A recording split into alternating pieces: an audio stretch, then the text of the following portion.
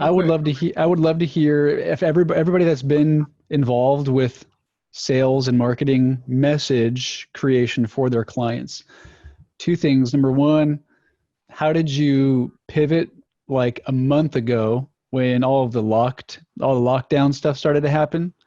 And then number two, what are your thoughts on changing again when people start being able to move around and it's not quite business as usual, but it's a different context for the people you're talking to for sales and marketing. So I expect that. So like last month, I don't know if you guys read the email. So like last month we worked like overtime. I worked Saturday and Sunday just because it was so fast to retool all of the sales messaging for our clients. And our lead, we have not experienced a dip in any of our clients for lead gen. But that doesn't mean like our role is only lead gen. Our role is not closing the deal. So since we're dealing with B2B clients, it's almost like helpful for us because we're talking to individual people at the companies, pushing the buttons that they're bored, like let's start a conversation now. It's almost easy. But the sales cycle, I think, is going to be prolonged. So I felt like we had to really turn up the juice and fill the pipeline for our clients later because their acquisition rate, I suspect, will be a little bit lower because of budget restrictions long term. So that's what we did. The buttons we were kind of pushing last month were, you're probably bored. Let's connect now. You're right. If they've got a really cool location, like a studio or a cool office in the town and they're local, we'd start the conversation like, hey, when lockdown's over, you should come get out of the house and come visit our location. That's worked really well. If they do any kind of media production, it's, hey, give this a watch, give you some ideas for later. So I feel like those buttons have been pretty easy to push and that engagement's been pretty well. So for, when everything started, you guys have I'd love to hear what you've been doing, any unique insight you have there with how you've been communicating to your clients or for your clients. I'll start. I mean, the first couple of weeks when this happened, I went dark. So I wanted everybody to filter what was happening. And now I'm being very organic and just creating conversations and not doing a pitch. I don't want to be tone deaf. An example of someone who's tone deaf is Joe Biden right now. I'm not saying I'm against him, but I'm constantly getting daily emails saying, can you please just give me $5? There aren't a lot of people that have $5 to give. He's kind of tone deaf. If he was saying, can you give me your time and help network and tell your friends about me, people have time to give. But for a lot of us, $5 is the difference of putting food on the table or being in the bread line. So I think it's about the first 2 weeks being quiet, now coming back on and just kind of networking and socializing, and then letting a conversation build to something. But personally, I think we're going to see this go back to work, and then we're going to close down again. So we have to be looking more into the future and not the immediate, because I don't know, maybe I'm the only one but I follow Asia a lot, and I see what is happening in Asia right now. And my belief is what happens in Asia is what will happen here. And that is the police coming after me. Sorry, guys. It's the Asian police. China heard you talking about them. Yeah, Chinese police come after me. If you guys don't know the joke, it's all right. But that's kind of how I'm doing it. I'm just taking it real slow, talking, building conversations, and just connecting. So Alfred, how can you give me the group an example of how, like a pre-lockdown conversation and a mid-lockdown conversation, what the differences look like for you? The pre-lockdown was nothing. I went dark for 2 weeks because it just really seemed weird to the first week of lockdown. I mean, that's not the right word, but for me to be connecting with people and, hey, you don't know me and I don't know you, so let's chat. But now, like you said, Isaac, people are kind of they're in their homes or they're in their office and no one's around and they're kind of lonely. And so when you reach out to people, people are more willing to they want a connection with someone even if they don't know you. And then from there, my big thing is what I'm doing is when I'm on webinars or I'm on LinkedIn chat or the groups, I will see the names that scroll through the chats, and I'll write down names during these live chat sessions. I'll connect with a couple people, make some comments, they'll connect back. I'll start to develop a relationship, then take the conversation offline.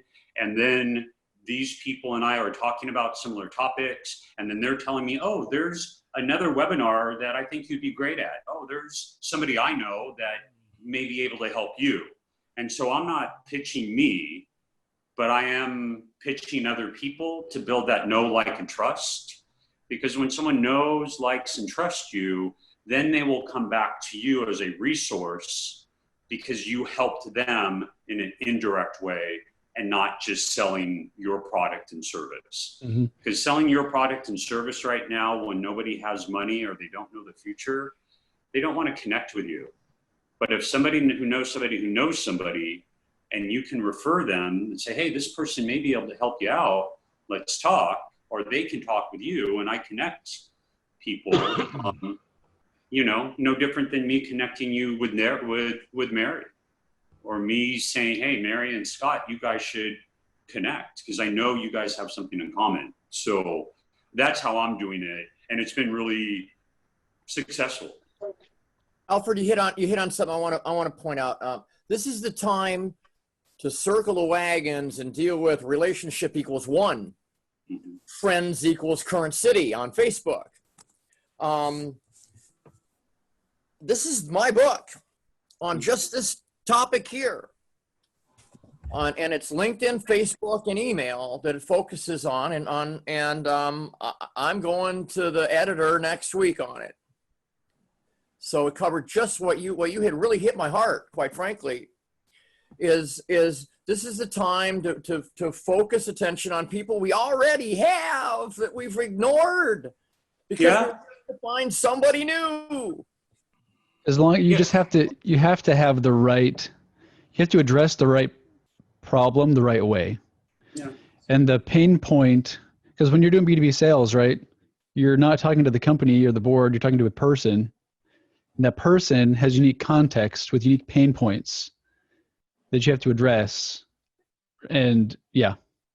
The person used to be an employee first and a person second, and now they're a person first and an employee second. Yes. Excellent. Yeah. Maybe they were always people the whole time. You never knew their wife, if they were married or not. Yeah. Having these conversations that I put forward here are ones where you get to find out all about you're going to find out about their parents. Are they still around? Are they sick or not? Are you safe? About their kids. How are they doing? Are you surviving? And when you got both of those going, the thing in the middle works really good for creating a relationship with somebody.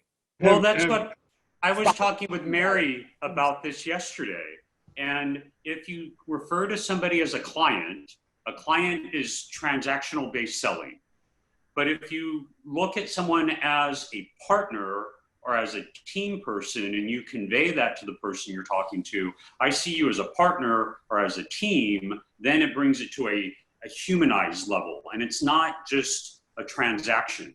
And right now, people don't want to be a transactional based sell. There needs to be something more to this. And people want, maybe I'm too holistic. Well, I don't care if I'm too holistic, at least for me, I need to connect. There's a subtlety of language of just of a matter of trying to always speak in terms of we being inclusive of you and your partner, that, not saying we're going to do this for you, speaking of your team and them, but here's what we're going to do together to, here's how we're going to work together to make you successful. Just that little subtlety of language is always just kind of psychologically reinforces that. Right? I'm going to try to jump in. I don't know how else to do it. I've been chomping at the bit. I have a question for the group. It's an easy one. So I have this Zoom meeting on Mondays, and we're going to go Facebook Live because Zoom has that feature. Has anybody done a Zoom and using as the host, using the Facebook Live simultaneous? Oh, so Nope. Bruce, after we got the call, I'm going to connect you with a good friend of mine, Viv. And her company is doing Facebook Live on Friday. I'll invite you into the group.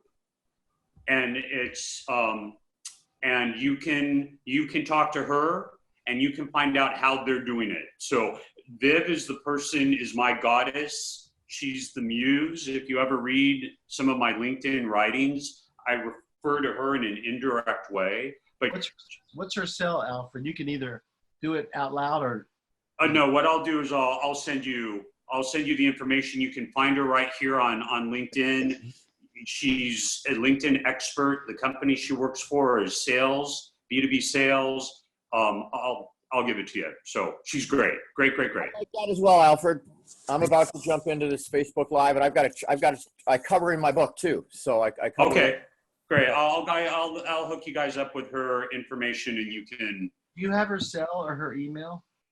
I do, but don't worry, Bruce. The minute we get off, I will give it to you. Yeah, no problem at all. So one other thing to hop on with what Mike and Alfred were talking about, the king of this 30, 40 years ago was a guy named Harvey Mackay, and the Mackay 66. And if you have never read How to Swim with the Sharks Without Being Eaten Alive, you absolutely should, because it's got the Mackay 66 in there, and him talking about how he worked that is an absolutely perfect guideline for how you use that kind of information in context. And there was one of my favorite stories that will stay in the book was from a very early story from LinkedIn. Was a guy who talked about he was a high-end recruiter and contract recruiter, and he talked about how he did a deal, and he had found out that the guy he was trying to sell to was had been a former professional dancer, and so just knowing that, just him selecting metaphors. He said he used like 3 times he used dance metaphors in the conversation with him. He said, I don't know that really got me the deal, but it sure smoothed the conversation, off of that. So just absolutely. One of the best ways to get that intelligence, and once again, I write about it, is on their Facebook timeline. Right. People share stuff there about their lives and stuff that they just don't share anywhere. They share stuff they shouldn't share, quite frankly. Oh, yeah. But that intelligence, you swap back over to LinkedIn then with that intelligence over, and they go, how the heck did you know that? Wow. It's harder to find folks on Facebook. Yeah. And a lot of times their feed isn't public unless you know them. Yeah. Or, Scott Allen is a pretty common name. Okay.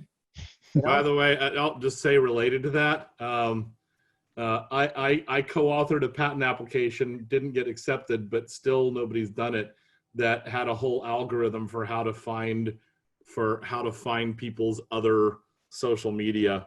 There's I cool. still think that would be a really pretty freaking amazing tool to actually build and to automate. You can hop over onto their Twitter from LinkedIn pretty easy if they've got it associated. That makes it nice. So the vibe you'll get on Twitter. And Instagram. Yeah. Oh yeah. I see more Twitter, I think, than Instagram. You can hop to Twitter from LinkedIn or Facebook, but Instagram and Facebook are connected a lot of times too, since they them now. Yeah, I don't connect my Twitter. I use Twitter as a place for me to be very anti everything. So I don't want people to find me on Twitter. But that's just as good to know. Right now. Just as good to know. If somebody's anti something, it means inherently they're pro something. So if you can know that about the person that you're talking to, then you can instantly be on their side. So, Yeah. so that's Alfred's alter ego platform, Twitter, right? No, believe me. But Facebook is linked because Facebook is kind of, well, no, but people can't see it because it's only friends and family. Instagram's not. I have a different Instagram handle because I have a lot of Chinese propaganda on that. So I don't want people to follow me there. So yeah, but so cleaning your social profile is very important in making sure that people can or cannot find you. So people That's will. another story. There's going to be a million places where people gather digitally and in person over the years. I mean, Facebook will come and go, Instagram, Twitter, LinkedIn, Zoom, MySpace. Facebook. Yeah, it's all MySpace. Yeah. I feel like the thing that Scott? what I've we been need doing to this since 2002. so what we need to is MySpace still, is your profile still live? I do have a profile on MySpace when they kept your account when they relaunched, but you kind of had to rebuild your profile. Oh, okay. Oh, but regardless of where you are, what platform you are on, the thing that we need to do well is have a clear message that leads people to a destination. Yeah. Right. And especially if you're in sales and marketing. So I feel like this summer, if you're doing sales and marketing, messaging, or creating the content, the message that you give your leads, no matter what platform you're on, you have to have a clear solution that matters to those individuals in that unique kind of time. And it's always, that's just sales and marketing 101. But the difference here is, in my lifetime, I've never had to try to sell to somebody who works at a company where they just got the PPP grant and they're not sure what money is going to look like and they haven't been able to go to their building. So it's a unique selling time. And I want to have a message that leads people to a sale where value happens, so that actually benefits them. And that message, that sales and marketing message, needs to matter post stay-at-home order, which is what I'm trying to think ahead with here. So I think that people, like, what are the pressures that people are going to be having who are decision makers at the accounts that you're selling to? What are the pain points? So they're not stuck at home bored anymore. Eventually, the pain points are probably going to be, you need to be smart with your spend, right? What are some of the other pain points that people are going to be experiencing later this summer for sales and marketing? I think it's going to be frugal spending. You have to show ROI, has to be smart. What else? Innovative. Something they haven't heard before. Something that has been made out of the rubble of this here to solve the rubble issue. I think there's a lot of free Zoom going on right now because we're all home, and that could dry up for people, and they may even miss that free Zoom of their choosing. So I think providing a free Zoom to the pain points on point in short bursts, so kind of building up a following, a small little prospect community over your Zoom. I can tell you a pain point in the restaurant business, and this is what everyone's talking about, is how do you take a restaurant when you have budgeted 200 people a night and then you reduce it down by half to 100 people a night? So how do you make up that lost revenue? You just can't charge, a $50 steak and then reduce your staffing and then charge $200 now because you have the reduced amount of people coming in. So same with the airline. How can an airline make any profit if they're not going to sit in the middle seat? So that's a question there. Well, and that's my point, is that those are the questions they're asking. in that unique, and they're not asking those right now. They will be in a couple months. And if you're doing sales and marketing to those people in that context, you have to have a solution that answers those questions. Well, and I think it's because I come from a sales and marketing background, but I can't imagine that many companies are going to say, well, shoot, I guess we're just not going to make our numbers this year because of the virus. So I'm expecting for people to say, how are we going to pull this out? What do we have to do to make this year happen in spite of the virus? It's going to be a rat race. That's right. So it's going to be emphasis on sales and marketing, emphasis on being efficient in business to drive as many dollars as possible to the bottom line. And it's going to be, all hands on deck. I think you're totally right, Mary.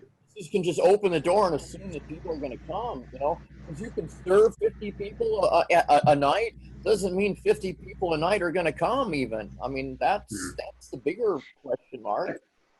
So one lesson I think is that businesses where they were sloppy in the past are going to have to learn very, very quickly to be more efficient with what they have. So those lessons are good because they're going to be carrying over for, a long, long time here. If they know how to operate in maximum efficiency with, reduced, operations and stuff, they're going to be able to, be very, very good when, they can expand a little bit more. But we see a lot of, clients too that they've, in their businesses, when times are great or whatever like that, they, didn't do this and didn't do that. Now they're kind of scratching their head. Well, what do we do now?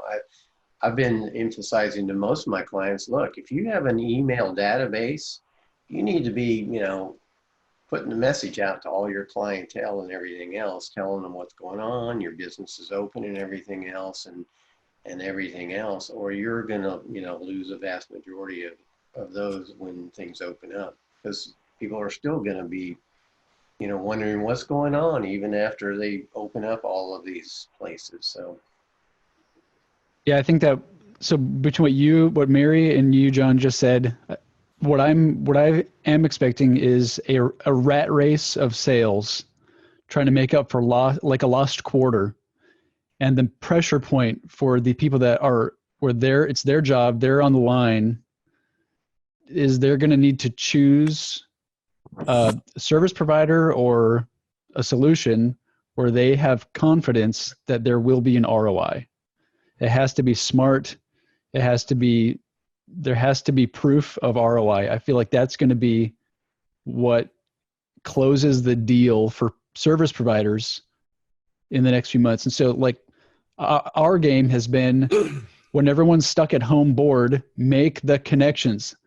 I totally agree with what Mike was saying, like your circle the wagons for people that are in your network, but I want to be super aggressive with making new friends when they're stuck at home, because people are like, sure. Mm-hmm. And then but then it takes a few months for people to trust you, and let's play the game.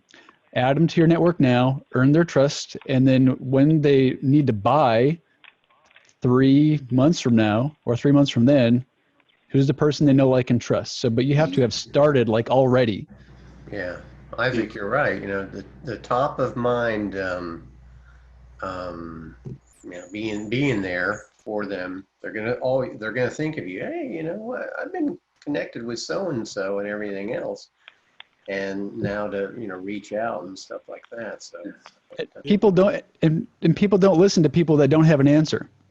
You have to have a clear, confident answer the whole way through. Otherwise, you're just going to be another floppy fish when they need to make a decision. What's up, Scott? Sorry, I interrupted you a little bit. No, I was going to say, I think, the ROI is very much to the point, but I think another thing that we all know always needs to be there in marketing, but I think a lot of organizations, particularly smaller organizations, are going to realize the need for consistency and efficiency leverage. Yeah. And so I think smart automation and right tool set are going to become even more important than they've ever been. Mm-hmm. I completely agree.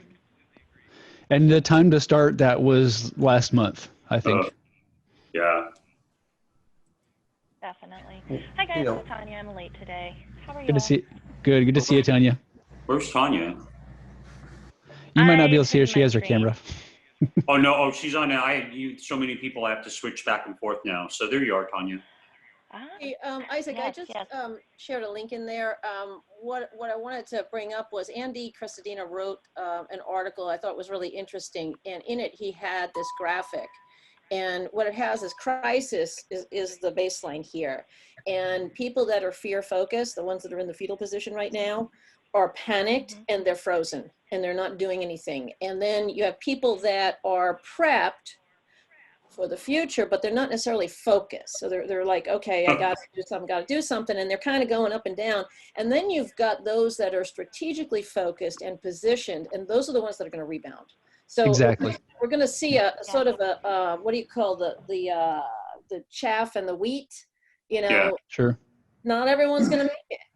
Yeah. But No. those that are, and so it's up to us to help our clients be positioned and strategically focused on, you know, what's the new norm? What are the solutions? Like, for instance, the commercial real estate company I'm working with now, it's totally different what they're offering, but it's addressing a problem. So it's really for companies to start thinking of what are some of the problems that align with our solutions and how can we repackage that?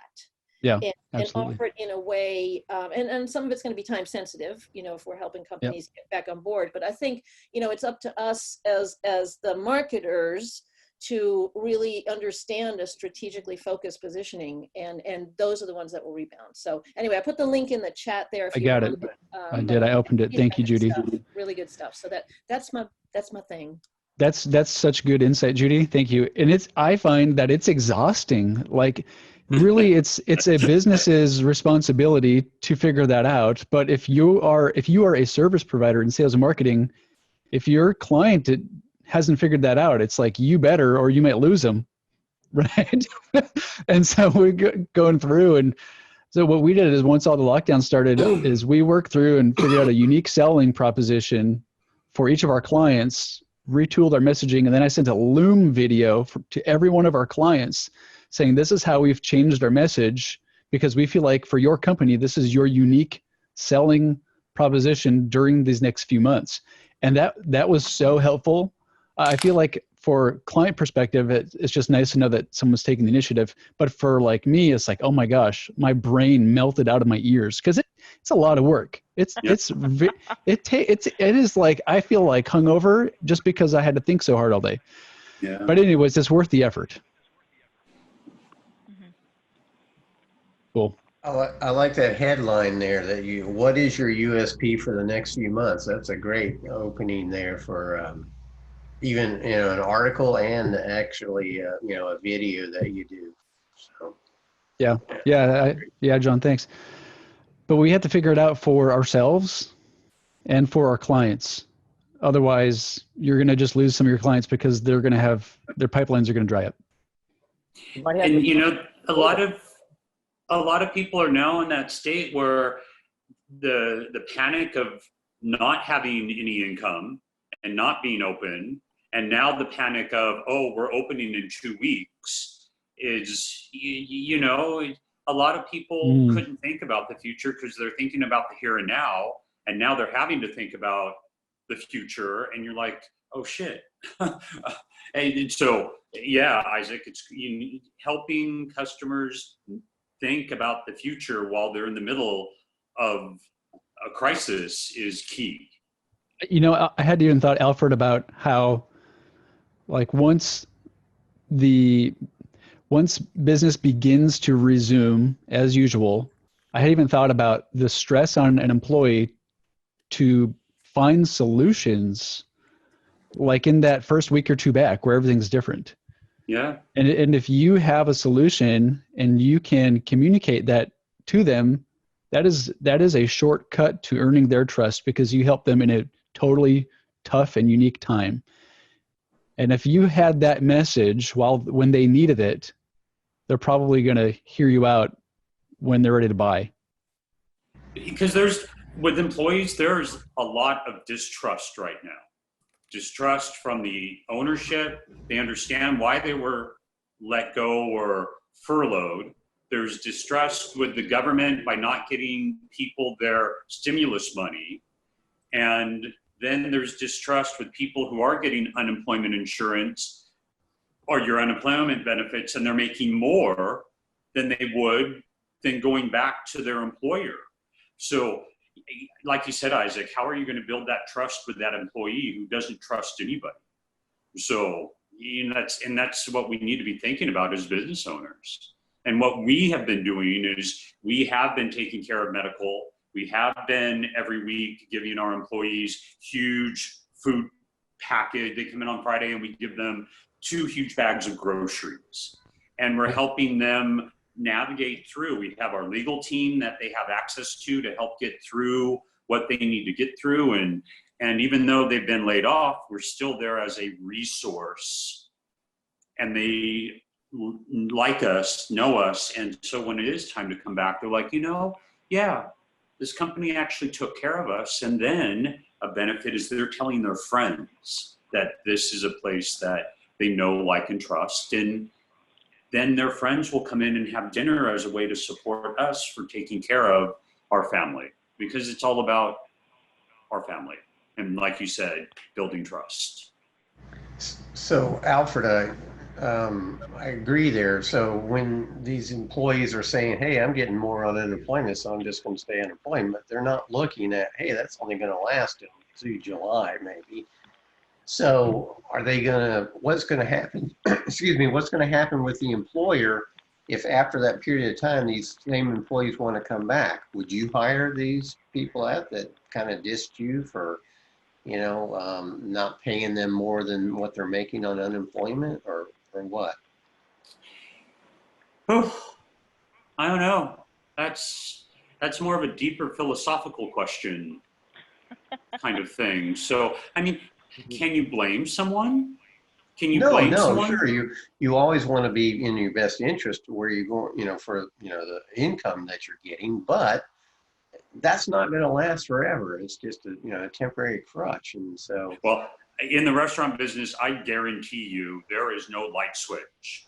It's going to be a very slow dimmer. Yeah. And, so if I hire 1 or 2 people and another 2 people are still on the sidelines on unemployment, and I light up the dimmer a little bit more, and then I get another person and light up the dimmer a little bit more and get another person, if that means my good employees aren't working for somebody else and they're still on the sidelines for me, then that's great. I mean, if someone is smart about using money, it used to be back in December, if you went on unemployment at a 3.5 unemployment percentage, you were the scourge. There was something wrong with you. But now, when someone goes on unemployment because you have 20% unemployment or whatever, that person's smart.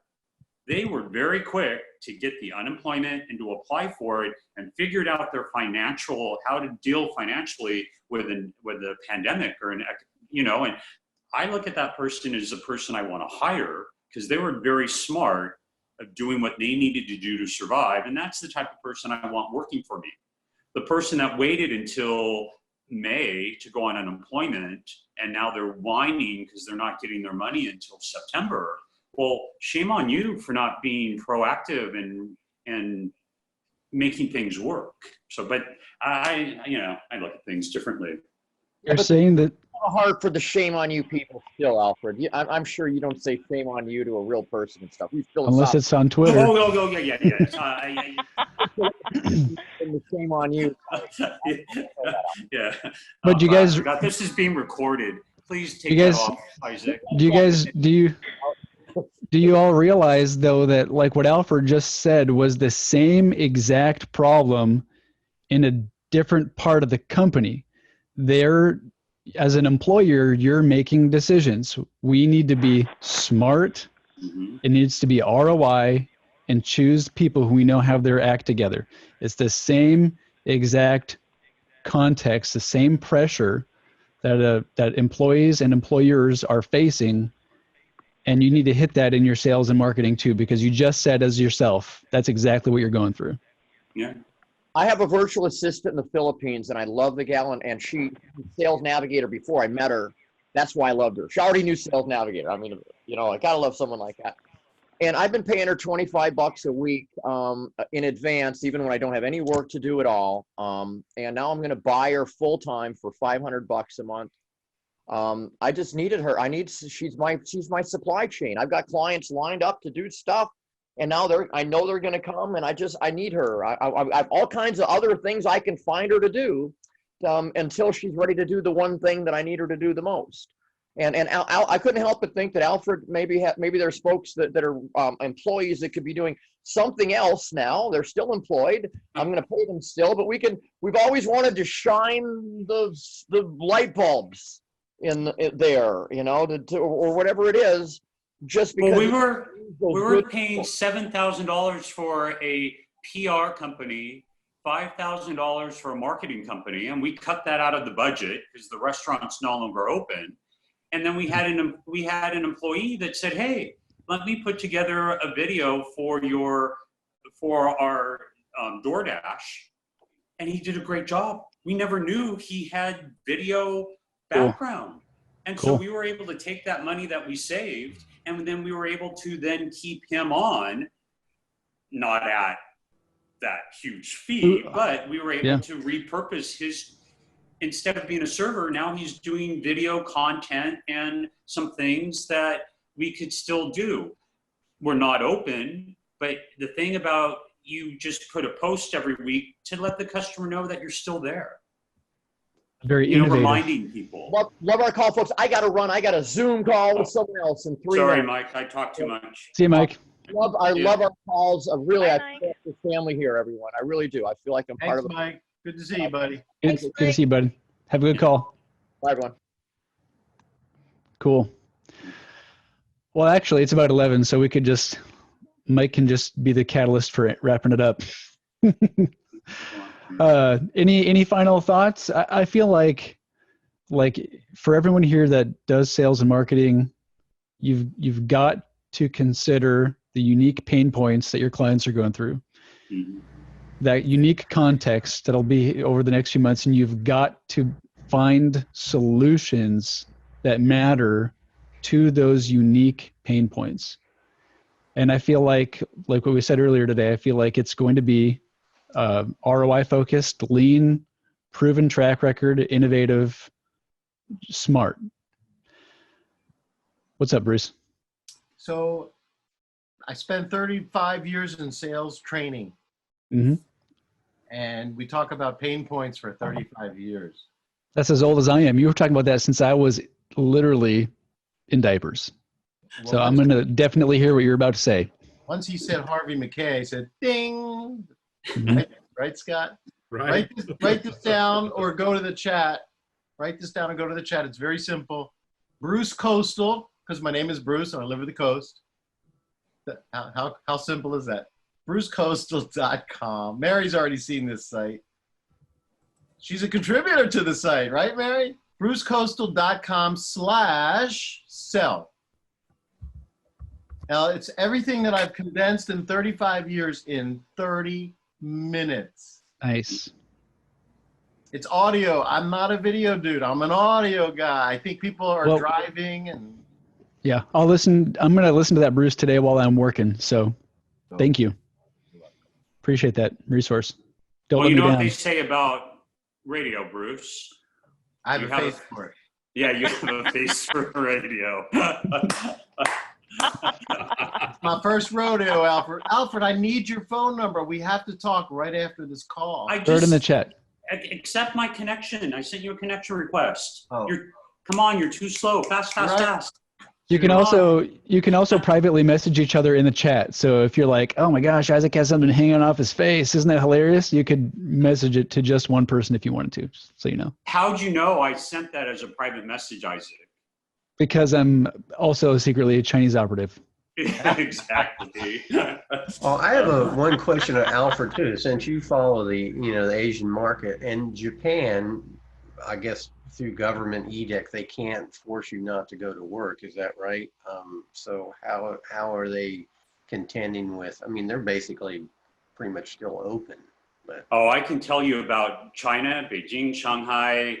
But when it comes to Japan, I don't really follow Japan okay. much. I follow Korea, but no, my background is Beijing because I work for the Ministry of Education. So that's where my link is with. Cool. So when Isaac jokes about the government, there's always some truth behind the jokes. Oh yeah. So, There always is. That's a nobody joke. don't use TikTok. I'm serious. Yeah. Don't use I've TikTok. The Ministry Definitely of Propaganda. read some interesting stuff about that. Yeah, TikTok is another way the Chinese government gets into your phone. I promise. I know. Yep. Yeah. Yeah. So no TikTok. Very fascinating stuff. Yeah. All right, ladies and gentlemen, thank you for your time. Appreciate all the Thanks, all the Isaac. good info. What you might want to do, if you want to grab you're awesome tubers. If you want to grab the links that were in the chat before I close it out, if you want to read those things now, you might want to grab those.